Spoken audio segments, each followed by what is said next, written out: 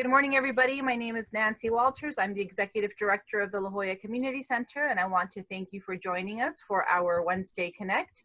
Today we have Jami Shapiro joining us, and she's going to be discussing a very interesting topic that I think we all can relate to, and it's, do you own your things or do your things own you? I think we've all been there, and she's going to answer a lot of great questions for you today, and I hope we all learn a lot. Before we get started and before I introduce Jami, I would love to, for all of you to introduce yourselves, and I would love for you to tell us where you're calling from, and also let us know, a question for you today is, what area of your home do you hope to better organize? And whether it's, if you started today or tomorrow, just what is the one area that you would love to improve? So my name is, again, Nancy Walters. I'm calling from Golden Hill, and I would love to improve my closets, but I haven't gotten there yet. So hopefully I get some tips for that today. Next, if Barbara, if you could tell us where you're calling from and answer that question, please. Sure, Barbara Graff. I live in La Jolla, and the area I want to work on is actually not my house, although I'm doing work in my house. It's my external office papers and the papers there. Great, great. Sorry. Ursula Baumann. Good morning, everybody. Good morning, everybody. We are constantly cleaning out, cleaning up, getting rid of stuff. I love that topic. It's my mantra. One thing out, one thing in, another thing out. On the other hand, we are minimalists, so we are just want to see what other people problems have. We don't really have that problem. Great, thank you. Before we get started and that I introduce Jami, I just wanted to share a few things coming up at the Community Center for Wednesday Connect, which today, of course, is featuring Jami Shapiro, and we're excited to have her. Next week, we have Ursula Baumann, who are actually on today's call, and they are going to be talking about an adventure they had while they were stranded in another continent during lockdown. I believe it was South Africa. Ursula, was it South Africa that you were stranded in? Actually, it was in West Africa, Liberia. Liberia, West Africa. Okay, well, that's going to be extremely interesting, so I hope you can all join us next week. That's June 17th at 10 a.m. Then the following week, we're going to have Jennifer Carter, and she'll be talking about immune-boosting food and whole food plant-based lifestyle. So I hope you can join us for that. I also want to encourage you to join us for our Distinguished Speaker Series, which is in July. That's July 14th. It's featuring Dr. Jacopo Anesi, and he'll be discussing the Brain Observatory, which he founded here in San Diego. And of course, we also have free virtual classes, everything from meditation, yoga, art classes, and I hope that you can join us, and you can register and see all of the classes on our website. And let me just tell you a little bit about Jami, and then I'll let her take it. Jami Shapiro is the founder of Silver Linings Transitions, a San Diego senior move management company specialized in helping anyone with the downsizing process. Jami has personal experience with disorganization and hoarding disorder. She uses humor and practical advice through real life stories of her own family and clients. Jami is also the co-host of Senior and the host of Silver Linings Transition podcast. Please help me welcome Jami Shapiro. Hi. Hi. Hi, everybody. Good morning. So I'm glad that we got the introduction, because as you can tell, everybody is all over the place. Some people want to organize paperwork. Some people want to organize garages. Some people want to do kitchens and closets. And so I think that I'm going to be able to share tools with all of you to at least get you over the hurdles so that you can get started, and talk a little bit of today about the topic of do you own your stuff, or does your stuff own you? And I came up with the topic because I actually have a cousin who has a boat, and I was visiting him. I'm from Florida, and I was visiting him, and he, I'm sorry, I'm staring at myself. That's okay. I've got to go back to the way it changed so I can see all of you. Anyway, he was talking about the fact that he felt like the boat owned him, because once you buy a boat, you feel like you have to take it out, otherwise you feel guilty. And I think that we sort of do that with our stuff. And so as Nancy said, that we, Silver Linings Transitions, I'm actually going to make a little bit of a shift.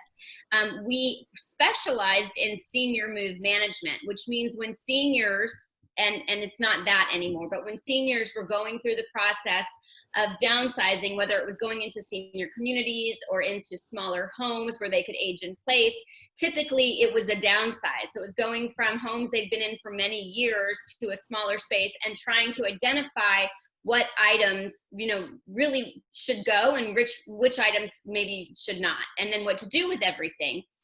We've actually, because of COVID and quarantine, we are actually going to be doing more aging in place services. We're getting that certification now so that we can actually go into people's homes and help them figure out what they need to do to stay there safely and still go through the downsizing process. So we are, yes, we help anyone who needs an easy move.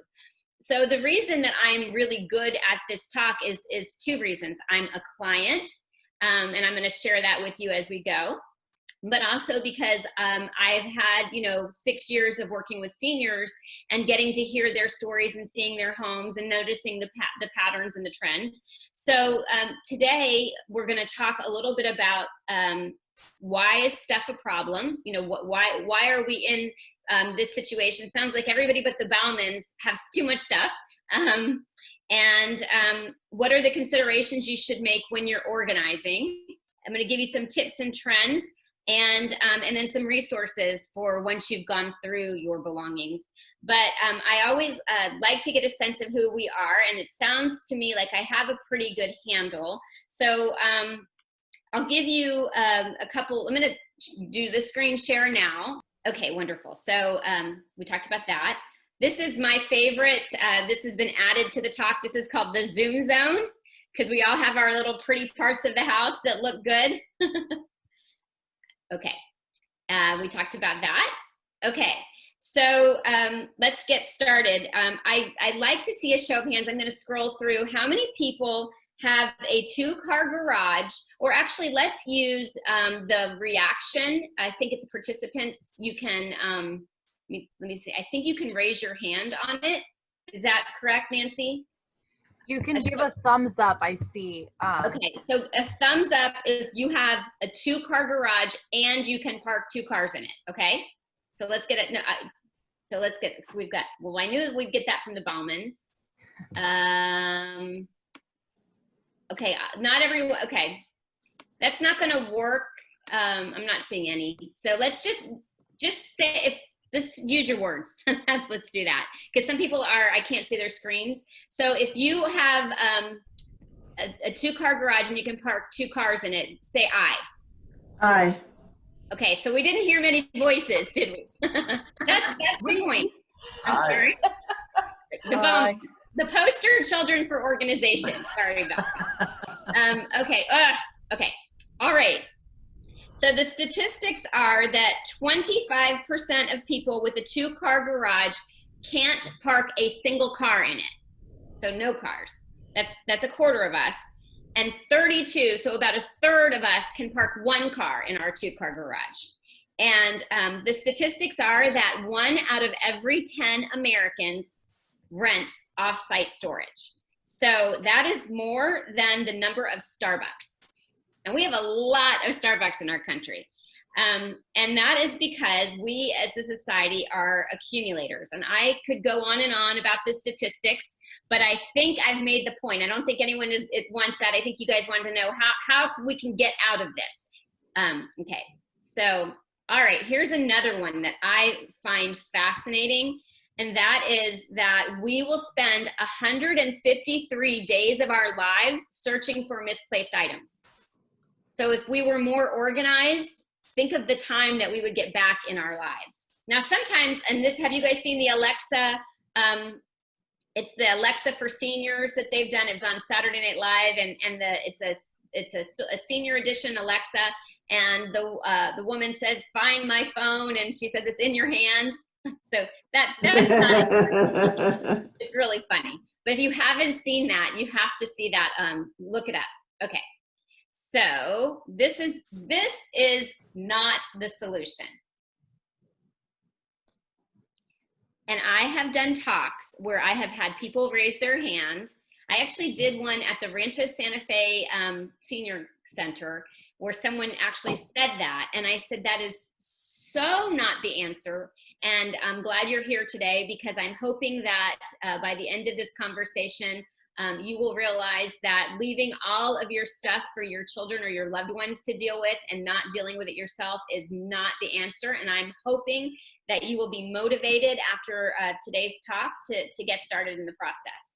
So let's talk about some of the reasons that we hang on to things. And then if this is you, just say I, okay? I feel guilty about throwing it away. I. Yeah. Okay. My kids might want some of the things I can't use. I. Okay. So many things have strong memories attached to them. I. I'm afraid I will give up a part of myself. Okay. I'm not sure how to determine if the item has value. I. I paid a lot for it when I bought it. I. I might use it someday. I. If I fix it, it will be a nice item. I. Okay. It was given to me by someone special. I. I just don't know what to do with it, so I'm storing it for now. I. Okay. All right, then we've got some work to do. First of all, I think that's really, really important when we get started in the organizing and downsizing process is we identify our why. And I heard someone, I think it was Anna, say that she wanted an art studio, right? Anna, that was you.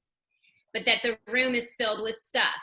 So I think the most important thing to do when you get started is to, and we're really good about this in California, is to come up with how is it that I want to live in this space? And what's keeping me from living in that space? And that should almost be your mantra whenever you bring anything in, right? It's like, what is keeping me from having the life I want to have? And so we're going to start to talk about that. And then the other thing that's important to know is why we, and I want to talk about COVID especially right now, and I think it's a good example. So those of you who may not know, I'm going to put this back, so don't read that yet, that a lot of people will purchase items to ground them, to fill a space that is empty, or to soothe a fear. We deal with hoarders, and it's not really the business that I go after, but it comes up because about 5% of the population does have a hoarding disorder. And so a lot of times there's a couple of reasons for that. And I just want to let you know, because I think we're seeing as our society, you know, kind of hunkered down for the for quarantine. You know, my sister was supposed to send a check for both of us. I ended up doing it with her. Can we mute maybe? Because okay. Okay. We saw a lot of Costco shoppers and toilet paper hoarders, and I think we all had fear. And one of the things that we did, I will self-admit that I have too much food in my refrigerator right now. And I've seen that a lot actually in dealing with the clients that we have, is just having too much food. And buying is a dopamine hit for us. So that's one of the reasons that we buy. And the other reason that we buy is because of fear, like we're trying to ground ourselves. So I think it's really important when you know that that's what's happening, it will sort of help you kind of stop in that process. And I always tell people, if the best thing about an item is its price, don't buy it. Like, that's not a good reason, just because you think the price is good. Because if it's sitting there with a price tag on and it's not used, then it really wasn't any savings. And so, but the thing about stuff is that it creeps up on us. And what happens is, it happens in moments of, you know, transition in our lives. I will tell you, my mom, for instance, my grandmother passed away. My mom was grieving. She didn't want to get rid of any of my grandmother's things. And so she sort of had everything brought into her house. And then you're just stuck with it. And that's sort of how it accumulates. But what it does is it makes it harder for us to live a healthy life. When you have a lot of stuff, you don't eat as well because you don't have access to the kitchen the same way. you aren't able to process things visually the same way. And I always tell people, shut your eyes for just one moment while you're on the call with me. And just think about being in a room that has a lot of boxes and too much stuff. Okay. And now I want you to do the same thing. Close your eyes and think about being in a space that is light and free and airy. Can anybody say I, that they had a different, like, visceral reaction in their bodies from being in a place with a lot of stuff versus not? Anyone? Oh yeah. Yeah, it's big. So one of the things, a professional organizer who I really like is Peter Walsh. And I loved it. He used to have a show where he would go in and do organizing. And he said that 100% of the time, which means every single time he ever did a space for a child, the first thing that they did when they went into their new space was dance, because they felt lighter.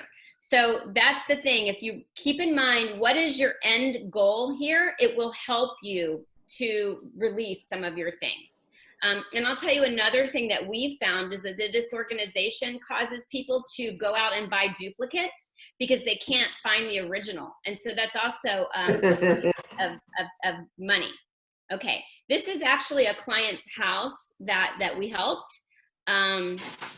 Yeah, so I mean, this is kind of the stuff that we see. So we've already talked about why do we hold on to stuff. This is a really great example of a picture. We went into a client's home and she was basically living in, she was living in a 3-bedroom home. She was contemplating moving into a senior community. And she gave us a tour of the house, and she was basically living in the kitchen, her bedroom, the family room, and she was eating her, and of course the bathroom, and she was eating her meals, you know, in the family room. And she had a living room and 2 more bedrooms, and they were basically housing her stuff.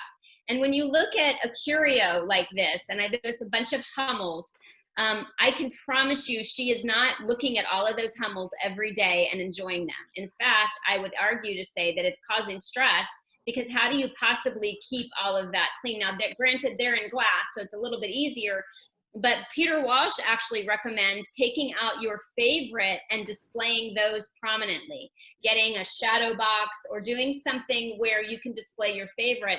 And what he says is you will get more satisfaction from displaying your favorites than you will from just keeping them for the purpose of keeping them. And I'm going to kind of go out of order a little bit, because I heard this come up. One of the things was I have all of these things and I don't know what to do with them. So one suggestion I'm going to give you is you identify your favorites, and then you actually have, and you keep those, and then you have family members identify their favorites and have them take them now if you can. Another thing that's really important is, another good piece of advice is if you're going to, this isn't happening so much these days, but a couple of months ago when we were invited into someone's home, it was very customary, at least I grew up in the South, that, you know, you never go in empty-handed to somebody's house. So what I tell my clients to do is they dust these items off, they put them in a pretty gift bag, and they take them as a hostess gift. And so then you've saved yourself a little bit of money, and you've just gotten rid of something. Now, this talk was, a lot of it was done pre-COVID. I'm hoping that we can resume that one day. But that's another way. And then another thing that you can do, and this is one of my favorite personal stories, because I like to weave those in, and that's kind of what's fun about being in my own house right now, is that this jean jacket is it's a Guess jean jacket from 1985. I'm looking for the label. So this little thing, you guys can see this, right? In 1985, I'm just going to tell you my age, I was 15, so I just turned 50 in January. And this was an $85 jacket. Now, to a 15-year-old in 1985, that's an expensive jacket. And I wanted it. And my parents said, because I asked them to buy it for me, and they said, we're not going to buy you an $85 jacket, but we'll tell you what, if you can pay for half of it, we'll pay for the other half. Well, I was a babysitter at $1 an hour. And I know some of you probably made less, but still $1 an hour is not great money. And I saved up and I got this Guess jean jacket. which I clearly still have because it's in my hands. One of my daughters, I'm very blessed. I have 3 daughters. One of them wanted to take my Guess jean jacket with her to sleepaway camp. And I said, you can't take this jacket. It's very valuable. You can't take it and lose it. And then I did exactly what I tell my clients to do, and I'm going to tell you to do, and that's let's look it up on eBay and let's see what it actually sells for. And when you look up an item and what it sells for, then you get a better picture of what the real value is. It doesn't really matter that I paid $85 for it. It's now worth $35. My daughter took the jacket to camp. So, that is a good way of looking up the value. Another one that didn't really come up with, well, actually we did come up a little bit, and is my favorite, is the aspirational one, and we're going to talk a little bit about that too. Okay, now here's another one I like to share. The lamp in that picture, that was a little after I bought the Guess jean jacket. I think that was 1988, and you can tell by the hair. And that was my grandmother's home, and there was a lamp that I made that little arrow to. And it was a lamp that she had purchased when I was 4 years old, and I loved the lamp. And when she passed away, well, she'd always told me, that's yours. I'm going to put your name on the bottom of it.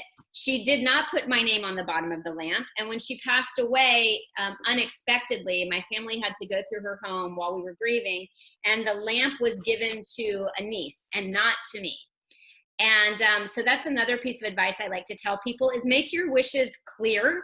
If you have an item and you know it means something to somebody, make sure that it's documented. Take a photo of it and make sure everybody is really clear so there's no fighting, because that is exactly what happens, is that people, when they're grieving, will fight over your belongings. And I've seen it in my own family. Needless to say, I finally got the lamp. That's actually my nightstand. And I did change the lampshade. I got a new one because those lampshades don't do very well, and it didn't match my decor. But the other reason that I'm sharing this with you is that a lot of people feel like they want their loved ones to take their belongings, and they feel hurt when their loved ones say no. And it's really important that you know that just because your loved one doesn't want your belongings, it doesn't mean that you aren't loved or you won't be remembered. When my grandmother passed away unexpectedly, I'm also an only grandchild. My mom wanted me to take her china. And I said, I wasn't even using my china. I didn't want my grandmother's china. So we're also dealing with generational shifts. So I really like to showcase that because I didn't want her china. This was a little, any of you know Yiddish, this is a little tchotchke that was, it's a woman lighting the Shabbat candles in lucite. And I kept it, it was my grandmother's. And I just, I loved my grandmother more than I can even share. And there were many, many of her things that I didn't want. So don't take that personally. Okay.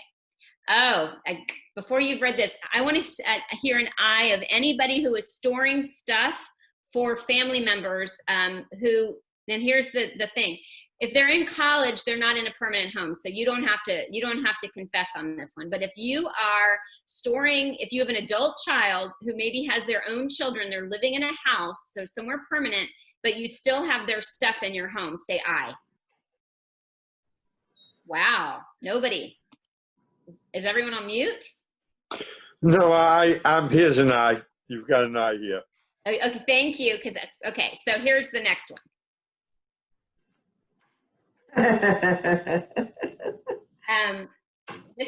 So I saved a bunch of my belongings. I'm very sentimental, which is what's funny about the fact that I now do organizing, because I like to hold on to everything, which is why I think I'm so good at giving this talk. And I understand the logic. But I had held on to like a bunch of my things, and these masks were an example. And my stepfather, before he passed away, said, you got to clear your house, you got to clear your room. I'd moved from Florida. I brought a few things back for my daughters, super excited that they were going to want my things, and they did not want my things. And so anyway, I can relate. Okay, I love to talk about the generational differences and the way that we accumulate. This story was the picture that you're seeing was a senior community. It was a retired judge, and they had been in their home for more than 40 years. And the couch that you see in that photo on the right upper corner, that had been given to them as a wedding gift. And when we were deciding what furniture to take with them into their new home, this couch had been in their living room. It actually looks a lot like the one that was in my grandmother's living room. And it was in very, very good shape because remember, nobody ever sat in the living room except for maybe like once a year. And some people even had plastic covering on their furniture. So when they were deciding what to take with them, this couch went. But I remember the movers saying as they were bringing the couch up, how heavy it was. And it was a big realization for me that things were made better because back then they were so affected by scarcity and they didn't want to spend money, that if you spent money on an item, it was going to be very, very well made. And now, you know, they have clauses in their contracts, the movers do, that they won't be responsible for IKEA furniture because we have a different generation of people who just replace things. They don't have the same, hold on to the same value. At the same time, the subsequent generations aren't accumulators. And that's part of the problem with, you know, we have these things that we think I paid, you know, Yadros and Hummels and Emmett Kelly's, I paid all this money for these things. And part of that was because people believed that if they held these possessions, then they wouldn't lose value and they wouldn't lose money because they were so affected by, you know, what had happened with the Depression. But now you have all of these people who've held on to these things and accumulated them, and nobody wants them anymore. And there's only a market for something if somebody is willing to purchase it, which is why we have to let go of the value and get down to what is it that we really, really like? What ultimately fills the purpose of the space that we, or what feels good for the space, and what are really our favorites. And we're going to talk about that too. And by the way, I love this photo. This was of see, they had a huge kitchen they were moving into this community. And they pared their entire kitchen down to one cabinet and one drawer. And by the way, they could have brought a lot of more, you can see, but she had decided she didn't want to cook anymore. The community provided meals, but of the things they decided to keep, that ice maker was one of them, which I thought was really cool. All right, sorry about that. Okay, so we talked a little bit about the generational shift, which is part of the reason that people can't sell their belongings. And it's also the reason that a lot of, you can't give them away either, because what's happening is that you have this generation, you have the subsequent generation where they're paring their things down to the basic minimum. They're becoming minimalists, and they're living, you know, in smaller spaces. They're living in tiny houses. They're living in their vans and doing the van life. And then the other thing is that we as a society have changed. And if you look at the top right picture, you know, we're not having the fancy dinners on fancy plates, and we may or may not gather on Sundays, you know, but we used to have the big Sunday dinners, or, you know, people gathered more. And so those items had more sentimentality than they do now. Okay, and then the other thing is that this generation, they don't buy stuff, they collect experiences. And so they'd rather take a really cool picture and put it on social media than spend their money going someplace than spend their money on stuff. Okay, so this is some hoarding disorder humor. So one thing I want to educate everybody about is that it is not, we don't call them hoarders. It's actually not the proper term. It's called hoarding disorder. And about 5% of the population has it. And there's almost, I mean, there's always not morbidity is not the right word, but there's usually a coexisting condition. So it's typically an ADHD, a social anxiety. I actually have it in my family. I call my mom jokingly a border hoarder, because she isn't at the point that, you know, you're going to call in a TV show to come in, but sometimes the house has too much stuff. She can't access rooms. It's been a source of contention for us. And I actually can see it in my daughter as well. My daughter has social anxiety. And what really happens to somebody, and the difference between having hoarding disorder and being a true hoarder versus a border hoarder, or they're not quite there, is usually there's a family member involved, or thankfully there hasn't been some triggering event in their life that's caused them to go into full-blown hoarding disorder. But a death of a loved one, I had a client whose son passed away, and that triggered hoarding disorder. So, but what I will tell you, we see a lot of, and we joke about it. In fact, a lot of the senior communities even call closets Costco closets, because a lot of seniors like to have their Costco closets. This picture on the right was actually a client that we helped, who was moving during, she was living alone, she kept falling, so we moved her into a community, and I think she had more brushes and combs than she'll probably ever need in her lifetime. And then I'd love a show of hands or a show of eyes of, I'm gonna describe what a craft hoarder is, and you tell me if that fits you. So a craft hoarder is somebody who's organized, but say something breaks, like a beaded bracelet or something, and then they basically hold on to all of these crafty things, thinking that they will make something with it one day, but it's typically organized. How many of you can say I on that one? No one's a craft hoarder? Well, I am. Those are mine. So I organize it, but I definitely hold on to stuff. I'm very sentimental, so that's why I said I'm good with the audience. Okay, so now we're gonna get into what do we do about it?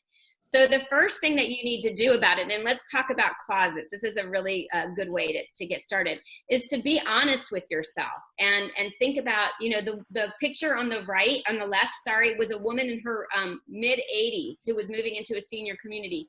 And I think the top 1, 2, 3 different shelves were high heels. Now, how many women in their mid 80s are really wearing high heels?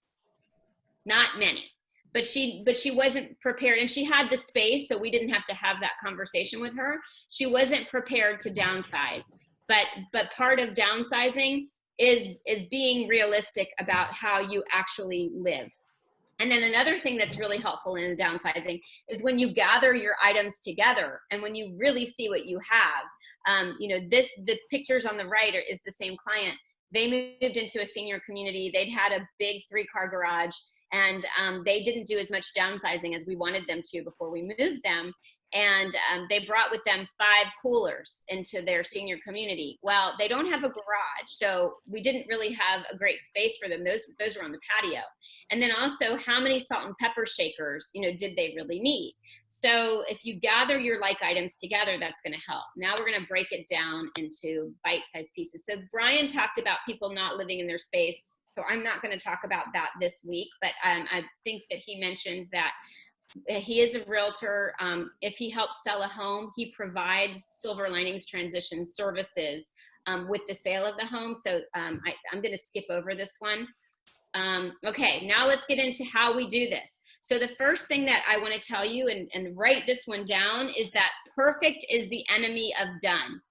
And if you think it has to be done perfectly, you're never going to start. You're going to freeze. So the best thing that you can do is break it down into bite-sized pieces and tell yourself it doesn't have to be perfect. So the best way to get started is to write every single area down in your home that needs decluttering. Write it all down. It's called a brain dump. And you'll feel better just having written it all down. And just write it all down. And then what you do is you take the easiest task and you put it at the top. And so it could be cleaning out the junk drawer. So today, all you have to do is clean out the junk drawer. And what happens is you build momentum. And as you start to move forward, you're gonna help. It's gonna help. In any system, it doesn't matter what your system is, as long as it's a system that works for you. I like to check things off. So for me, going around my house and gathering like items isn't going to work for me because that's not how I like to do things. I like to check things off my list. So if you know that you're a list checker, then I would recommend that you write down all of the areas and do that. Another thing, like I said, is just choosing a system that's going to work for you. You could also say, okay, today I'm going, and again, do not start in a tough room. Today I'm going to start with the first 3 cabinets in my kitchen. And what you do is you label. Labels are great because you get a visual idea and you don't have to touch anything in that moment. You just start to label them and make the decisions. And here's the thing. If you have an item that's broken that you've been intending to use and you haven't used it, and you haven't fixed it, you've now had 3 months in your home. If you haven't read the book, you haven't fixed the item, maybe it's really not important and maybe you need to use that as the criteria. Okay, so talk about some popular methods that you can use. I think this one is going to be really good for a lot of people who I heard share. And how many of you, just saying I, how many of you have heard of the Connery Method? Aye. Not many. Okay, so so she wrote a book called The Magic Art of Tidying Up. She also has a Netflix show. And what she does is sort of what I told you to do in the beginning is when she's starting with a space, She says the first thing you need to do is imagine the lifestyle that you want to have in that space. And then, and I think when you have that vision getting started, it's always helpful. And she says, gather like items together. And so she tells you to start with clothing, because clothing is actually is considered an easy one. And you gather all of the clothing per person, because you obviously what fits one person and is theirs should not be equated into this. So we do it individually by person. You gather all the clothing together, put it on your bed, and then you're supposed to touch every single. First of all, you're supposed to thank it for serving and thank it for being in your life. And then you're supposed to pick up every single item and look at it and say, does this spark joy? Do I feel good when I hold this item? And if you feel good when you hold the item, then you're supposed to keep it. And if you don't, then you're supposed to put it aside. So obviously, and we're going to talk about a little bit about what you can do with it, selling items, donating, and throwing them away. It's very hard for us to throw things away in our society. And that's part of the reason that a lot of us do hold on to things, because we want to, which is great about us. We want to properly dispose of them. We don't want to contribute to the landfill. I know that it's very hard right now to have donations. A lot of charities are not accepting them because everybody is in the same mode that we are. And so I actually was on a call for other people who do what I do. And someone said, I'm going to give you permission just this one time to throw it away. You know, so if it's really not sellable and someone doesn't want it, you might consider just throwing it away. And it is not normally the way I talk, but we're here because we want to live a better clutter-free lifestyle. And I don't want your stuff to keep you stuck. So then you go through that same process with books, papers, and sentimental. And you do sentimental last, because what happens if you start with sentimental, you're going to get stuck because you're going to want to read everything. And then Peter Walsh's method, he does, I basically talked about his with the space for children. Again, he says the same thing. Does this item support the lifestyle I envision? And then another thing that you can do is you can photograph the item and then you can toss it. So, and then Oprah has a method for the closet where she tells you to turn everything in your closet with the hanger facing the wrong way. And every time you wear something, you're supposed to put it back the right way. And she said after 6 months, you'll have a good solid idea of what it is that you wear versus what you don't. And another really easy one that you can do is called the trash bag tango. So you set your timer for 10 minutes. You get two garbage bags. One is garbage and one is donation. And you just do it for 10 minutes a day. And it's really important. Again, momentum is key here. So if you just get started and you break it into manageable pieces, that will help. Okay, now we talked about the photo in the front with the garage. And how many of you saying I have heard of Swedish death cleaning? Aye. Okay. So it's a trend. It's actually not from Sweden, I found out, but it's basically proactively going through your belongings so that your loved ones don't have to. And it started when there were people who were, and I don't know exactly how it started, but there were people who were either moving their parents into smaller spaces and having to go through their belongings, who also had adult children. Or they were people whose parents were passing away and they realized again that they didn't want to leave that same burden for their children. And I'll tell you what happens a lot of times is when that burden is left is that sometimes family members don't want to deal with it. And so they just call, you know, Goodwill and they take everything away. And I promise you there are things that you're not going to want taken away. But the other thing that happens, like it happened with my mom, is where the grieving makes it so that you can't go through those belongings. So do your family and your loved ones a favor and take care of this now. This is a great time to do it. So the other thing is you need to remember that when you're going through your belongings, you need to get everything, if you can, and again, we're in a different situation, but get it out of storage. And leave the love letters and the journals and the photos for last, because you will get caught up in the nostalgia. As I shared with you guys in the beginning, make sure you designate your wishes, because loved ones will fight over really silly things like that lamp. So if you let people know, there's actually a handout that I'm going to send to Nancy for her to share with you guys. There's something called Fair Split where you can actually document, and you don't even need it, you can do it on your own, but just take a photo inventory of the things that you want to give to people and make sure that that everyone knows about it. My mother-in-law, we had dinner with her the other night, and she asked my girls if there were things that they wanted, and she was going to make sure and document it. So make sure that you do that. Also, if you have any passwords, you need to have a place. There's a great app called LastPass. It's free. I highly, highly recommend it. If you take nothing else away from this talk, you're going to love this. It stores all of your passwords, and what you have to do is come up with one like really crazy password that no one would ever guess. So it's really important to know where that is and make sure you've given access to someone.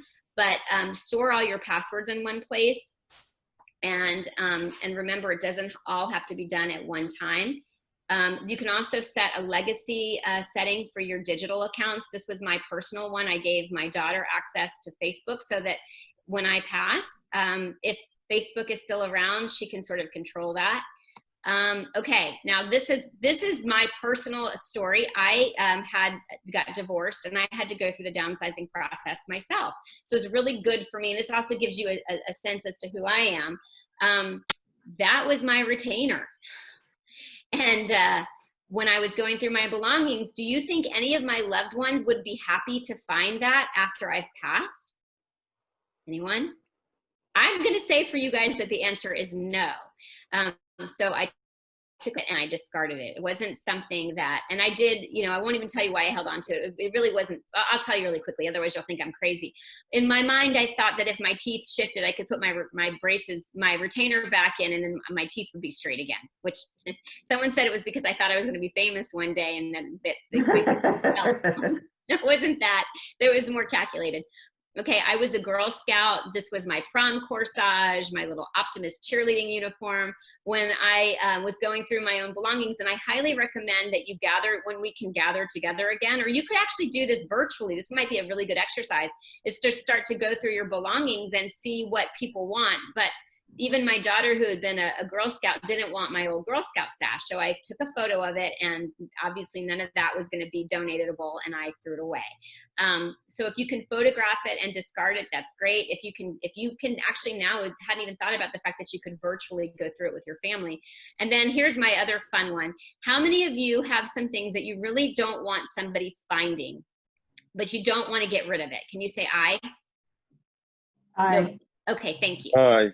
Okay, thank you. Me too. So what you can do is you can do one of two things. You can go the route that I'm going to go, which, or I'll give you the serious route. The serious route is that you get a safe deposit box and you put it in there and you don't give anybody the key. If you don't want someone to find it, that's really the best thing to do. But I have a sense of humor, in case you can't tell. So what I've decided is I'm going to put a box that says don't open. And then I know that I have family members who are going to open that box. I'm sure other people know people like that. So I'm going to put a bottle of tequila in the box with a note that says, I told you not to open it, but if you're going to, have some fun. So I call that the tequila box. Okay, we're going to skip over this one because that's not going to help you. Again, remember, perfect is the enemy of done. And eliminate the word later. Like, that's one of the things that trips people up, is that they will take something out and they think, oh, I'll put it back later. Put it back when you're thinking about it. That will help with clutter. Other helpful hints is considering the space that you have, getting rid of broken items. If you haven't fixed it at this point, you're probably not going to. And then eliminating duplicates.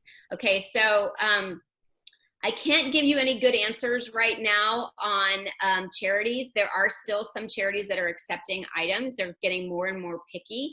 I know a lot of people are just going to Goodwills and leaving things. But I will tell you that I have seen an uptick in online sales. And so if you, there's a handout that you're going to have. I'm going to fast forward to it actually right now. This is going to be something that I'm going to provide Nancy, that she can send to all of you. On the right, you'll see online apps, and it tells you what they're best for. There are also some really good free things that you can use to just donate. And one of them is called Craigslist Curb Alert. And you can put something out at the curb. You can Google Curb Alert under Craigslist in your area. You put a sign on it that says free, and oftentimes, and now I don't know how it is with COVID, but it used to be gone by the end of the day. There's also something called Free Cycle. That's going to be on that handout that I showed you. And now in our neighborhoods, we have this thing that's called Buy Nothing, where neighbors will say, hey, I have this, does anybody want it? And vice versa. You can also find things that way. We're not doing a whole lot of estate sales, but we're starting to do, we've been hearing that this is successful. And you'll have a reference on this flyer for doing an online estate sale where you can do it with no touch. And then the only other thing I want to talk about is just really quickly photo organizing, although nobody said that they wanted to organize photos. Does anybody want to hear that information? Okay, I'm going to skip it. The other thing that I heard. I'd like to hear it. Okay, so basically, again, perfect is the enemy of done. Photos disintegrate after 125 years. So if you haven't backed it up, then it's not going to have the integrity. So what you can do with photos is you can, rather than organizing them chronologically, which will slow you down because it's time consuming, you can rank them by A, B, C, like what are your A photos, which are the ones that you definitely know you want. And you can also go by theme. And then there are actually, there's an app on smartphones called Photo Scan that you can actually take a digital picture of it. And that's going to be on that handout that I give Nancy to give to you guys. Silver Linings Transitions is actually in the process of buying a new, we had a scanner, but it wasn't this quality. We're going to be offering photo scanning and organizing and restoration. We're not there yet, but just keep this in mind if you know you've got some projects. But you can do it yourself I wanted to show you this. This is actually, it's a photo of my mom, my grandma, my great-grandma, and my great-great-grandma. And the picture that hangs on my wall was about that big. And I scanned it in and I was able to digitize it to that. So it's pretty cool what we can do with photos. I wanted to share that. Okay, and then paperwork. There is I'm not going to go into that one today, but basically there is a part on my website that talks about organizing paperwork. But basically, you don't need to keep reoccurring bills every month because you just need to keep the last one. And then, taxes and things are for 7 years. And we do have a tendency to hold on to paperwork. But I don't have that in this talk.